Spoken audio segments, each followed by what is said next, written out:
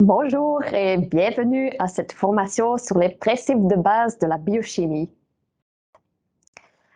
Aujourd'hui, on va voir les principes de base de la biochimie. Ça a pour but pour maîtriser les concepts clés de la biochimie et les bonnes pratiques de laboratoire. Et ça sert en tant que préparation aux futurs examens de nos formations analyseurs. Cela nous donne l'occasion, pendant les formations sur l'équipement, de vraiment se focaliser sur l'utilisation, l'installation, les maintenances, toutes les actions qu'on doit faire sur l'analyseur.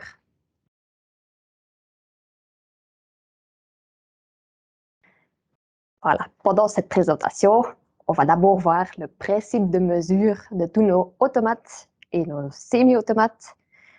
Et on va se focaliser sur la routine journalière, les mesures qu'on propose. Ils doivent être faits durant la routine pour obtenir des résultats de patients valables et fiables. Le principe de mesure.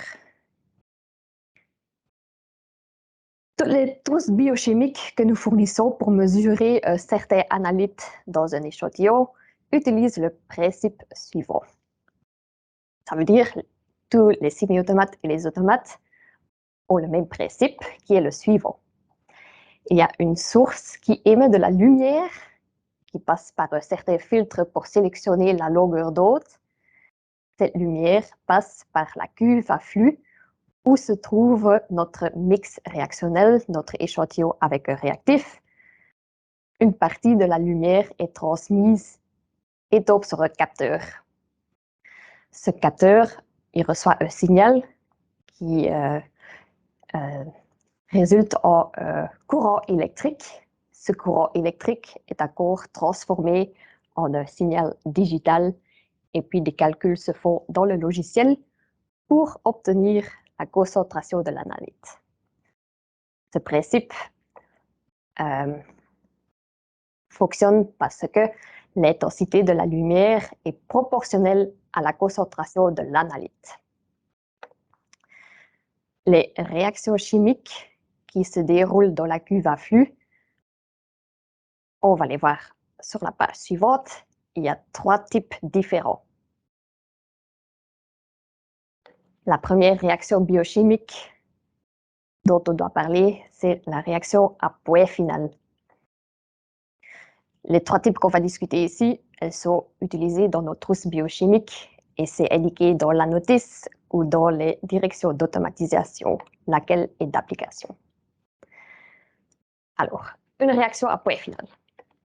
Comment ça marche? Nous avons notre réactif qui est mesuré à un temps zéro. On fait le blanc de réactif. Il a une petite absorbance qui n'est pas zéro. On voit, c'est un peu plus haut ici. À temps zéro, on ajoute l'analyte, notre échantillon de patient, et ça déclenche une réaction. C'est souvent une coloration qui va se développer. On va voir à un certain moment dans une réaction point final que cette réaction atteint un plateau. Dans ce plateau, c'est une mesure très stable. À ce point de temps, on va mesurer l'absorbance de l'échantillon. Voilà, qu'est-ce qu'on doit retenir pour cette réaction? C'est que l'incubation du mix réactionnel, c'est dépendant de la réaction et se fait en dehors des semi-automates comme le CyanSmart et le CyanVision. Par exemple, c'est vrai pour les protéines totales. Deuxième type de réaction biochimique, c'est la réaction à 2 points.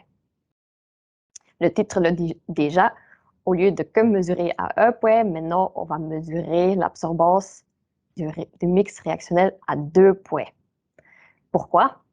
On voit ici que quand on ajoute l'échantillon à notre réactif, l'absorbance augmente très vite et après, on a un suivi linéaire.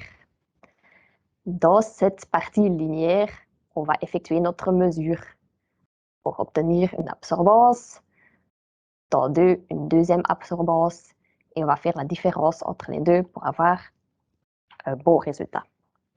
Qu'est-ce qui est important dans cette réaction? C'est le temps. Le temps doit être exact et précis. C'est pourquoi on va préparer échantillon par échantillon et la mesure se fait directement après aspiration. L'incubation se fait ici dans l'analyseur. Par exemple, créatinine, elle utilise cette réaction biochimique. Troisième réaction biochimique, c'est une courbe cinétique. Là, on voit qu'il y a une fluctuation continuelle du signal. L'absorbance n'est pas stable. Il n'est pas assez de faire 2 mesures. On doit vraiment mesurer à différents points. On le voit ici, dans 0, dans 1 jusqu'à dans 5, 6. Aussi ici, le temps est vraiment très important. L'incubation se fait aussi dans l'analyseur et il faut préparer échantillon par échantillon. Allons voir encore en plus de détails comment on arrive à mesurer des concentrations d'analyte. Voilà, sur le diapositive suivant, on voit une réaction à point final avec les calculs. N'ayez pas peur, il ne faut pas retenir ces calculs par cœur. C'est les automates qui ont ça dans leur logiciel. Le calcul est fait automatiquement. Qu'est-ce qu'on voit pour une réaction point final? La concentration de l'analyte est calculée en mesurant l'absorbance de l'échantillon, moins l'absorbance du réactif à blanc. Et ici, c'est très important, la lettre F. La lettre F indique le facteur de calibration. Le facteur de calibration, il est déterminé par la calibration et voici le calcul. Qu'est-ce qu'on doit retenir? C'est que on a d'abord besoin de la concentration du standard ou du calibrateur, mais c'est une valeur connue, c'est la valeur qu'on trouve sur le petit flacon, sur l'étiquette. Comment on obtient le facteur? En mesurant les absorbances. Mais il y a des nuances à retenir, il y a des implications. Par exemple, l'incubation pour une réaction à point final, elle se fait en dehors des semi-automates et dans les automates. Très important pour les réactions point final, le blanc de réactif doit être mesuré parce qu'il est inclus dans le calcul pour arriver à la concentration de l'analyte. Quelles sont les implications pour les réactions à 2 points? De nouveau, il faut calculer un facteur de calibration. On connaît la concentration du standard, l'absorbance est mesurée. L'incubation, elle se fait dans les semi-automates. Il faut ajouter le réactif et directement aspirer. Pourquoi? Parce que les temps sont tellement importants. Ils doivent se faire exactement après 5 minutes, après 10 minutes. Qu'est-ce qui est encore important pour les réactions à 2 points? C'est la température. Pourquoi? La température a un effet sur la vitesse de réaction. Une température optimale, on suit la courbe bleue. Voilà. Qu'est-ce qui se passe quand la température baisse? On va suivre la température qui baisse. On va avoir une réaction plus lente ici. On ne va pas avoir la même absorbance que dans la température idéale. Qu'est-ce qui se passe quand la température augmente? On suit cette ligne rouge ici. On va voir que la vitesse de la réaction est beaucoup plus rapide. Donc la température est vraiment importante dans ce type de réaction. Réaction cinétique, quelles sont les implications? Facteur de calibration, on en a toujours besoin pour le calcul de la concentration. L'incubation se fait dans les semi-automates. À nouveau, le temps est très important. Il faut ajouter le réactif et aspiré immédiatement. Et aussi ici, la température a un impact énorme. L'idéal, c'est de suivre cette courbe ici. Quand la température baisse, on va avoir une réaction plus lente. La température est plus haute, la réaction se déroule plus vite et on aura d'autres résultats.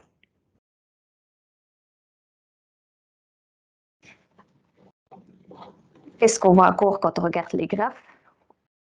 On voit que l'absorbance peut diminuer et on voit aussi que l'absorbance peut augmenter. Comment est-ce qu'on voit si une réaction va vers le bas ou une réaction va vers le haut? On doit regarder le symbole devant le facteur de calibration. Si le symbole devant le facteur est négatif, ça veut dire que les absorbances diminuent. Autrement, si le facteur est positif, le symbole est un plus, l'absorbance augmente. Voilà. Pour cette partie de théorie, on a préparé quelques questions dans l'examen d'admission. J'ai un exemple ici. On va éprouver toute la théorie qu'on a vue dans les diapositives précédentes. Et la première question consiste à répondre comment une température peut affecter la vitesse d'une réaction. Plus spécifique, une réaction, une température basse. Quel est l'effet sur une réaction cinétique? Le but d'aujourd'hui, c'est pas de vous dire « Ah, c'est par exemple cette réponse-là ». Non, c'est juste pour lier les questions à la théorie. Qu'est-ce que nous avons encore préparé dans l'examen d'admission comme question? Ah, ici, on vous montre une fenêtre de ScienceSmart. On a fait une calibration. On obtient ce facteur-là et on demande qu'est-ce que ça veut dire le symbole négatif. Est-ce que c'est possible ou pas? Voilà, j'espère avec la théorie précédente qu'il est possible de facilement répondre. Quand on dit principe de mesure, on dit aussi aller regarder dans la notice. La notice, elle se trouve dans la trousse de nos, réactifs biochimiques. On peut aussi la trouver sur notre site web, sur la page de produits. Quand est-ce qu'on va utiliser une notice? Une notice nous donne des informations générales comme l'usage prévu, et la composition des réactifs, la stabilité des réactifs et aussi les valeurs de référence. Il y a aussi une petite partie sur le calcul. Ce calcul, il est spécifique pour utilisation avec un spectrophotomètre. Un spectrophotomètre de base, sans système hydraulique. C'est où on a une petite cuvette où on a notre mix réactionnel, on le pose dans le spectrophotomètre et on fait une mesure d'absorbance. Pourquoi est-ce qu'on utilise encore la notice? Pour des instructions générales, par exemple, pour changer l'unité. J'explique. Vous allez voir, si vous regardez une notice dans nos trousses, il y a une partie calcul. Ici, j'ai l'exemple pour glucose. On note comment il faut calculer la concentration de glucose dans l'échantillon que vous mesurez. Ce calcul, il doit être fait manuellement. Ce n'est pas un logiciel qui le calcule, c'est fait pour mesurer l'absorbance de l'échantillon, moins l'absorbance du blanc, fois un standard. Qu'est-ce qu'on donne encore? Un facteur de conversion. Qu'est-ce que ça veut dire? J'ai un exemple. C'est un CianVision. Et dans la programmation, vous allez voir qu'il y a toujours, on utilise toujours l'unité conventionnelle. Pour le glucose, c'est en milligrammes par décilitre. Mais il est possible que le docteur de laboratoire dise « Non, j'aimerais avoir les résultats dans une autre unité, par exemple en millimoles par litre ». on donne toujours la possibilité de pouvoir choisir l'unité d'affichage, l'unité de rapport. Tant qu'on ne change pas l'unité, milligrammes par décilitre, milligrammes par décilitre, le facteur de conversion reste sur 1. Il n'y a pas de changement. On reçoit le résultat milligrammes par décilitre. Quand on décide de changer l'unité de milligrammes par décilitre en millimoles par litre, il faut dire au système comment il doit récalculer.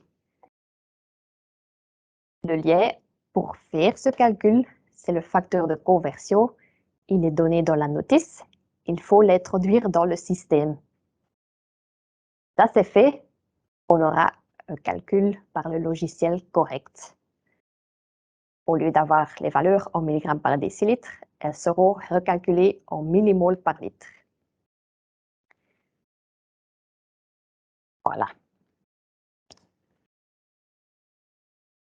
Je vous montre un mauvais exemple. Ici, le laboratoire désire changer l'unité en milligrammes par décilitre vers millimoles par litre, mais on oublie de changer le facteur de conversion. Il reste sur 1. Qu'est-ce qui va se passer? Ici, on a le bon exemple, le résultat en milligrammes par décilitre avec la valeur de 72,8. On met l'unité en millimoles par litre, mais on ne change pas le facteur de conversion. Qu'est-ce qui va se passer? Le résultat est montré en millimoles par litre, mais la valeur n'est pas recalculée. Ceci, c'est un résultat faux. C'est pas correct. Donc, toujours faire attention au facteur de conversion. On a aussi repris ceci en forme de questions sur l'examen d'admission.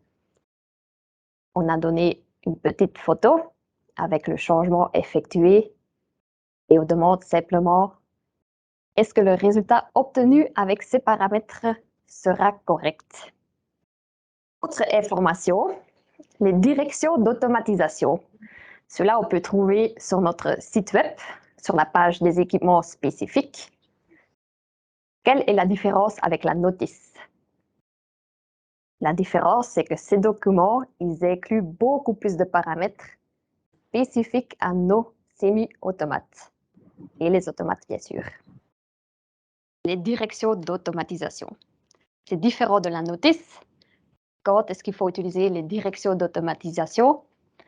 Quand on utilise des trousses Cypress sur des semi-automates ou des automates Cypress. Pourquoi? Ces documents incluent beaucoup plus de paramétrages qui sont spécifiques sur nos analyseurs. On va voir en plus de détails. Par exemple, sur les directions d'automatisation du CyanVision, vous allez trouver la méthode de mesure et les volumes que vous devez pipetter et aspirer dans l'instrument. Vous allez voir 10 microlitres d'échantillon ou de standard mélangés avec 1 millilitre de réactif. Qu'est-ce qui est encore donné? Il est donné le temps d'incubation. C'est important et vous avez le choix. Ou bien 10 minutes à 37 degrés. Si vous disposez d'un incubateur, c'est parfait. Mais on vous laisse le choix. Si vous n'avez pas d'incubateur, alors vous pouvez incuber 15 minutes entre 15 et 25 degrés, la température ambiante. Pour le cyanélite, vous allez trouver les mêmes informations dans la direction d'automatisation. Elles sont représentées un peu autrement parce que c'est programmé dans le logiciel. Qu'est-ce qu'on va voir? On voit des volumes de réaction spécifiques. Les volumes sont plus petits que ceux pour un semi-automate et les temps d'incubation sont fixés. C'est l'automate qui règle tout. Donc, qu'est-ce qu'on peut dire?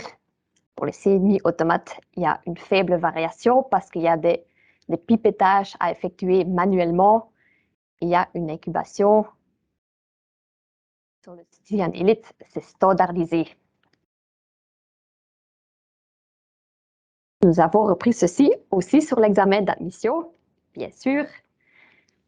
Et voilà, on demande Quel est l'impact d'utilisation du CM Visio sans incubateur?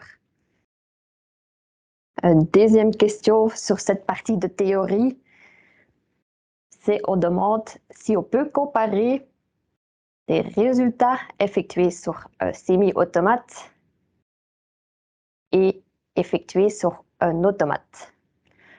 C'est dans deux différents laboratoires avec un même échantillon. Et là, on vous demande pourquoi ou pourquoi pas est-ce qu'on comparait les résultats. C'était la partie sur le principe de mesure, la différence entre la notice et la direction d'automatisation. Nous allons aborder la routine journalière qu'on recommande de suivre et on va voir le pourquoi. On va voir la fonction de l'auto-zéro, la calibration, contrôle de qualité et au final les échantillons. Commençons par l'auto-zéro. On va voir sa fonction et la fréquence.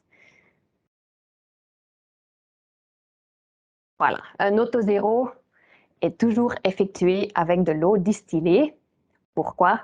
Pour mettre le système optique à zéro. Si nous reprenons le schéma qui explique le principe de mesure, on a une lampe qui émet de la lumière, on passe par un filtre. La lumière est absorbée, reflétée par le mix réactionnel. Une partie de la lumière tombe sur le détecteur. Ce signal que le détecteur reçoit, c'est un signal analogue. C'est un signal électrique analogue. Pour que le système comprenne ce que ça veut dire, il faut faire une transformation vers l'analogue, de l'analogue vers le digital. Quand on a la valeur digitale, l'ordinateur peut faire les calculs et on obtient une valeur de concentration. Pour faire la transformation analogue vers digital, qu'est-ce qu'on a besoin? On a besoin du gain. Le gain, c'est le lien entre le signal électrique en millivolts vers le signal digital qui est exprimé en code. Donc le gain, c'est pour transformer les valeurs. Et on a aussi le offset. Le offset, c'est le signal détecté quand il n'y a pas de lumière. C'est pour corriger les bruits électriques internes dans l'automate ou le semi-automate ou externes. Par exemple, un GSM peut avoir un effet sur l'offset. C'est le bruit électrique. Pourquoi est-ce qu'on fait un auto-zéro? C'est une vérification de l'analyseur. Est-ce que l'analyseur est propre? Est-ce qu'il y a des bulles d'air dans le système optique? Et c'est aussi besoin pour le calcul des résultats. Ah oui, parce qu'autrement, on n'arrive pas à faire la transformation.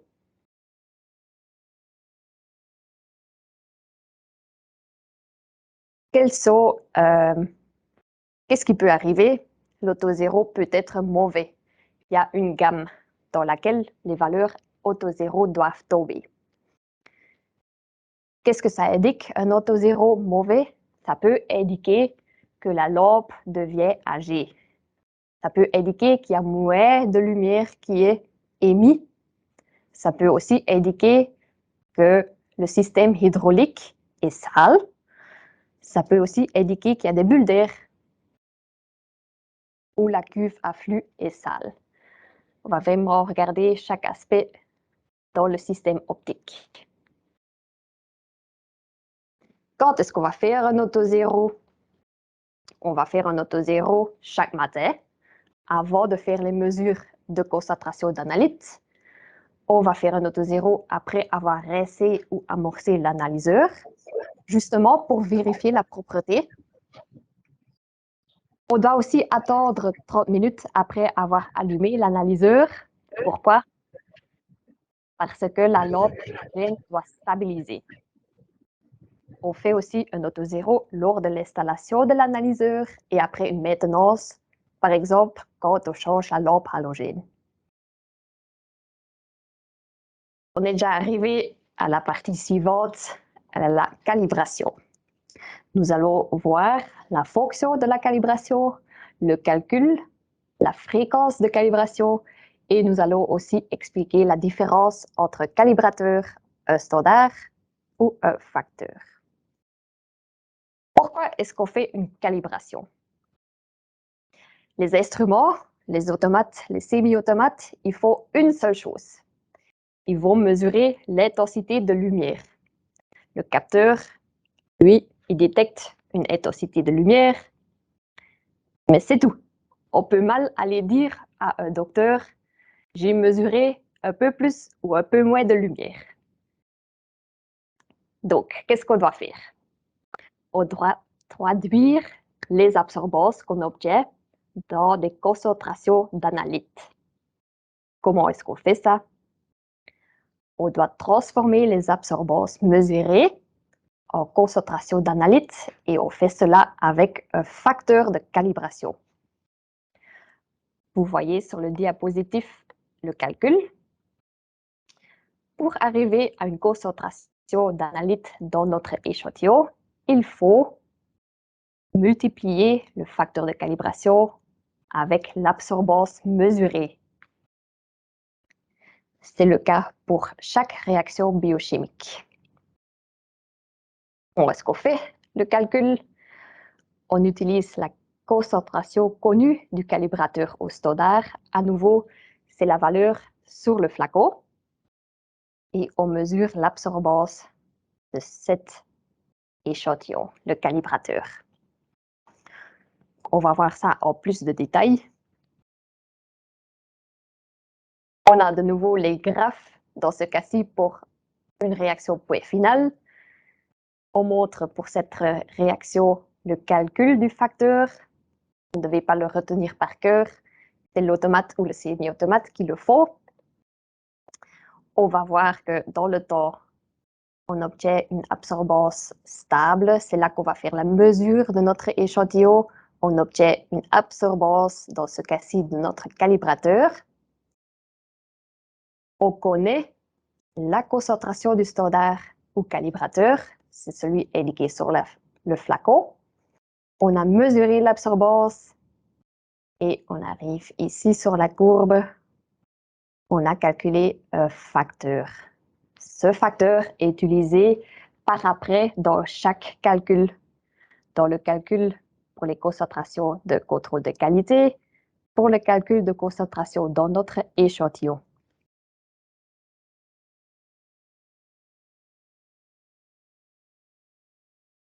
Voilà. Pourquoi est-ce qu'on recommande de faire une calibration régulièrement?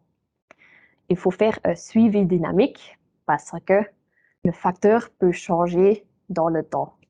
Il tient compte du vieillissement des appareils, il tient compte de l'âge du réactif. Il y a beaucoup de changements dans les procédures qui peuvent avoir un effet sur le facteur. J'ai ici un exemple. Qu'est-ce qui se passe quand le réactif est détorié ou mal préparé? Vous voyez la ligne grise. La ligne grise, c'est quand le réactif n'est pas périmé. L'absorbance augmente jusqu'à un plateau dans le temps, on fait la mesure. Par contre, quand le réactif est détorié, nous allons voir en général que l'absorbance du blanc de réactif augmente et la réaction est finie plus tôt que d'habitude. Qu'est-ce que ça veut dire pour notre facteur? Ah, vous voyez, le facteur est beaucoup plus bas que quand le réactif n'est pas périmé. Ce facteur mauvais, il va être utilisé dans toutes les mesures d'après, les contrôles de qualité et les échantillons. Le résultat ne sera pas correct. Comment vérifier ceci? En mesurant des contrôles de qualité. Voilà. Quand est-ce qu'on va faire une calibration? On va faire une calibration lors de l'installation de l'analyseur ou après une maintenance. On fait un changement, on recalibre. Quand on va faire pour une première fois une méthode, ou pour chaque méthode séparément. Très important quand on change le lot de réactifs ou quand on prépare une nouvelle solution de travail et au final, quand le contrôle de qualité est hors plage, on fait une nouvelle calibration. Effectuer une calibration, ça bonifie l'exactitude, la fiabilité de vos résultats. Ce qu'on n'a pas encore expliqué, c'est la différence entre un facteur, un standard ou un calibrateur. Nous l'avons représenté sous forme de pyramide. Sur la base, on voit un facteur.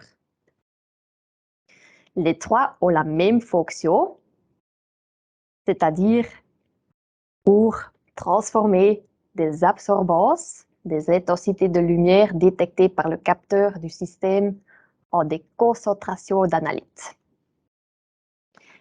Quelle est la différence? Le facteur, celui-là, il ne tient pas compte des caractéristiques du test. Juste pour info, si je mets ici facteur, c'est vraiment un facteur qui est indiqué sur un papier, sur la notice.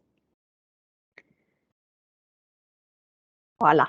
Un standard et un calibrateur sont plus exacts parce qu'ils tiennent en compte l'analyseur utilisé, le lot de réactifs utilisé, la température pendant la mesure et aussi les préparations, le pipettage par exemple. Alors que le facteur donné sur un papier, il ne tient pas compte de tout ceci. Il est donc moins exact qu'un standard ou un calibrateur. Quelle est la différence entre un standard et un calibrateur? Un standard, il est fait à base d'eau. Il a donc une autre viscosité que notre sérum, notre échantillon de patient. Alors qu'un calibrateur, celui-là, il ressemble plus à un vrai échantillon, il a la même viscosité. Donc, on voit l'exactitude est beaucoup plus haute en utilisant un calibrateur.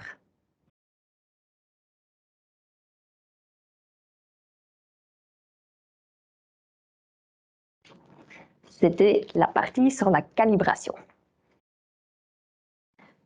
Comment vérifier notre calibration en effectuant des contrôles de qualité? On va voir en plus de détails sa fonction, la fréquence de mesure et que faire si le contrôle de qualité n'est pas dans la plage. Commençons par la fonction. Un contrôle de qualité, celui-là, il va indiquer, comme déjà dit, la calibration. C'est le seul moyen de vérifier notre facteur. Est-ce qu'il est correct ou non? Qu'est-ce qu'on va encore vérifier en faisant un contrôle de qualité? Les manipulations.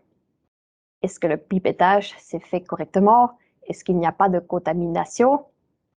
Nous allons aussi voir l'analyseur. Est-ce qu'il fonctionne correctement? Est-ce qu'il n'est pas sale? Est-ce qu'il n'y a pas de petites poussières dans le système hydraulique, par exemple? Et nous allons aussi vérifier le réactif. Cette vérification qu'on fait en mesurant des contrôles de qualité, ça résulte en une crédibilité et une bonne réputation.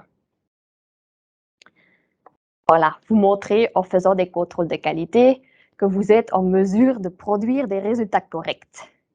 Et ça indique aussi que le labo maîtrise la procédure de préparation et maîtrise l'équipement.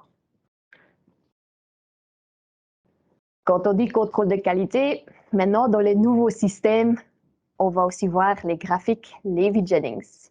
C'est déjà le cas dans le Cyan Vision et aussi dans le logiciel Cyan Elite 290. Qu'est-ce que c'est le graphique Levy-Jennings et qu'est-ce que ça veut dire l'exactitude et la précision? On va revoir ces termes de plus en plus.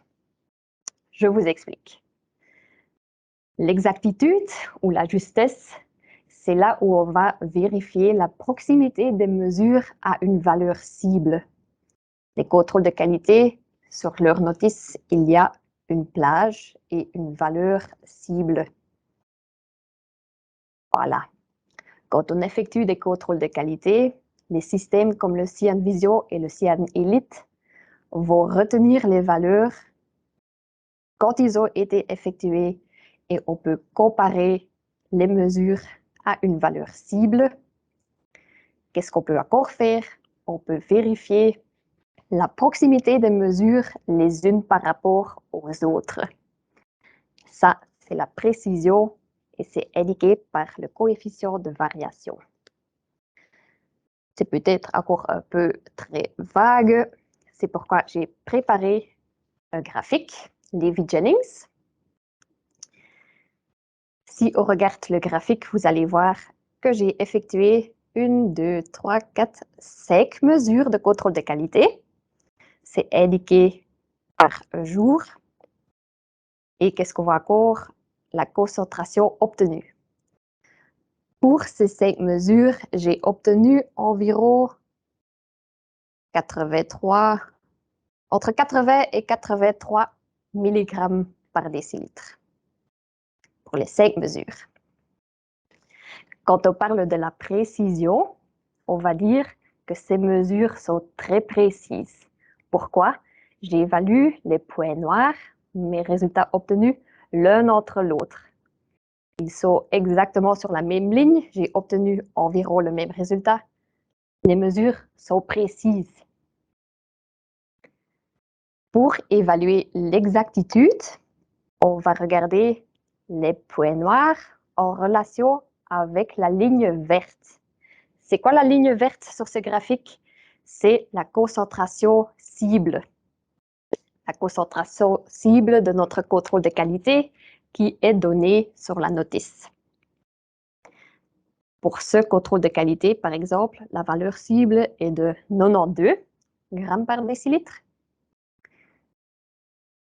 J'ai obtenu pour mes 5 mesures une valeur d'environ 83. Donc, mes résultats sont un peu éloignés de cette ligne verte.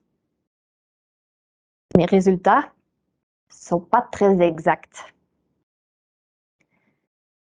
Nous tenons à obtenir des valeurs précises et exactes. Ce qu'on voudrait voir, c'est les points noirs sur la ligne verte l'un après l'autre. Pourquoi est-ce que c'est important d'évaluer le graphe Levy-Jennings? Je vous montre un autre exemple. Vous voyez, dans le temps, les résultats augmentent. Il y a un shift dans les résultats. Ceci, ça pourrait indiquer que notre réactif est détorié. Ce qu'on voudrait voir, c'est les points bleus dans ce cas-ci qui sont autour de la ligne rouge, la valeur cible dans ce cas, l'un après l'autre. C'est comme ça qu'on utilise un graphe Levy-Jennings. On va évaluer la précision et l'exactitude et ça nous donne une indication, par exemple, si notre réactif est encore en ordre.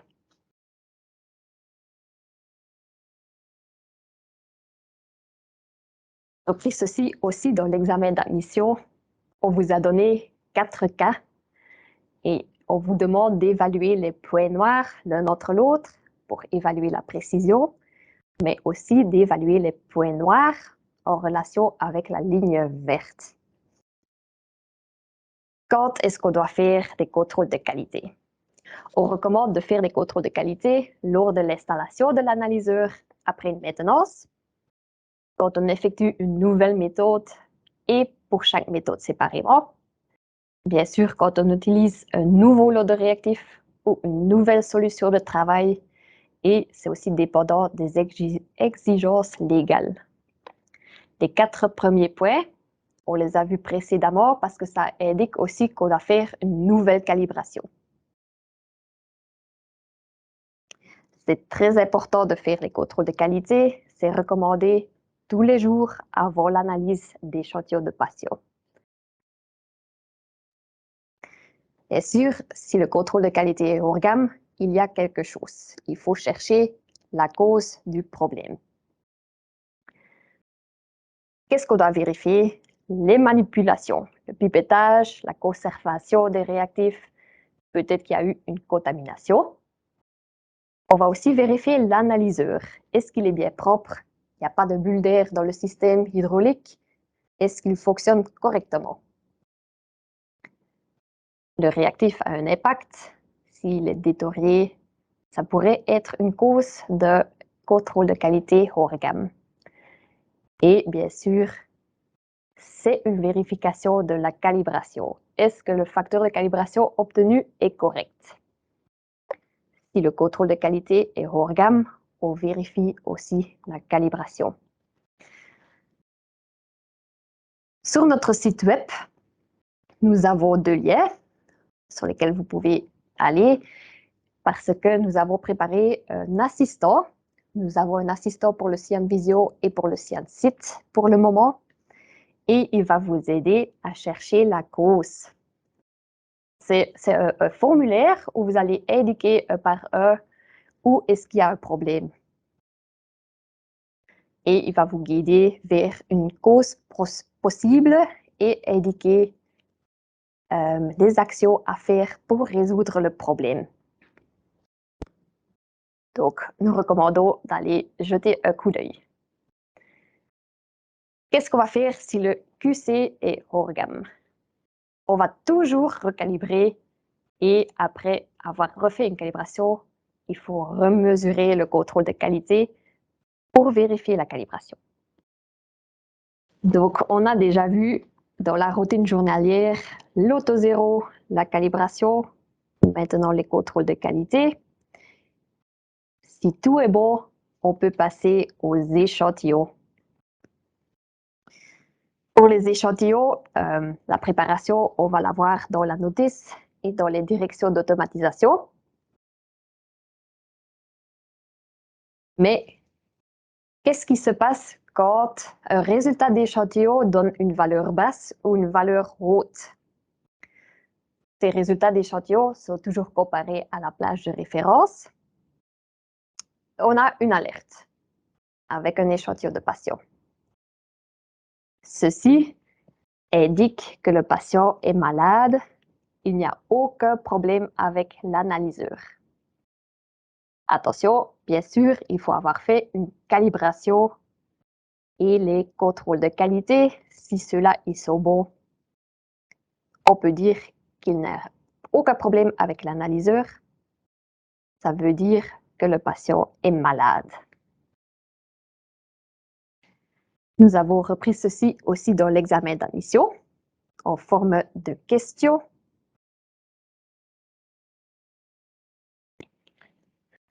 Voilà, j'obtiens des résultats avec un échantillon de patients. Ils sont hors gamme.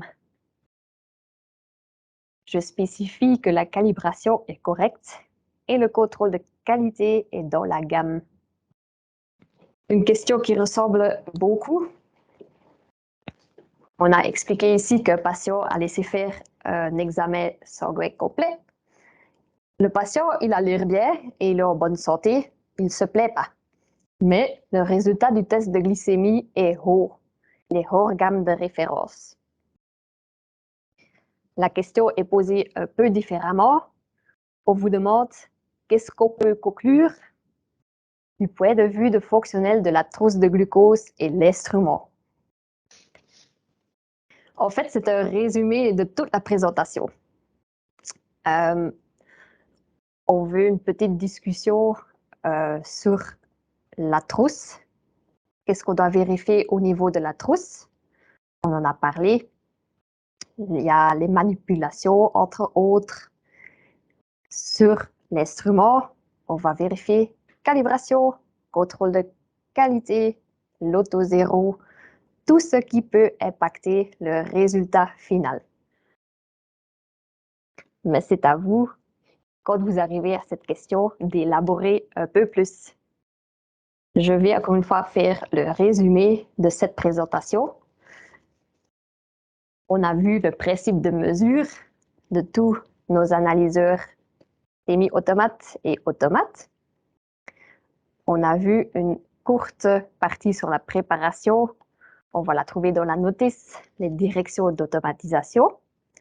Après, on a parlé de l'auto-zéro pourquoi c'est important de faire un auto-zéro au début de la journée.